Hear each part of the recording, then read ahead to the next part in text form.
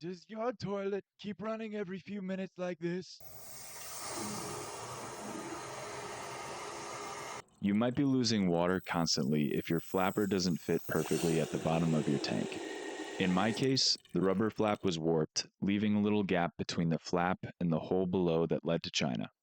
Here's how I fixed it by popping in a new flapper. Measure the tank hole diameter and grab one of these for less than 10 bucks. Turn off the water and drain all of the existing water out of the tank. Now remove the existing flap from the little arms and unhook the chain from the flusher pole thing and yank it out of the tank. Before taking the time to assemble and attach this new thing, place your new flap on top of the hole to make sure it will actually fit correctly. Turn on the water to fill up the tank and make sure the water level stays put. And we're looking good. Now you'll actually attach the new flapper to the arms.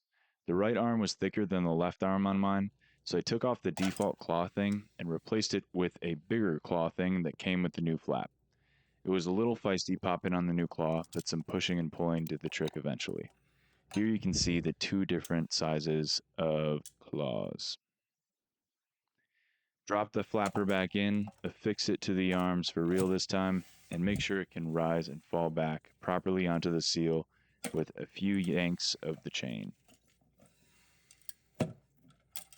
You'll want a little bit of slack in the chain when threading it back through the little hole at the end of the flusher rod.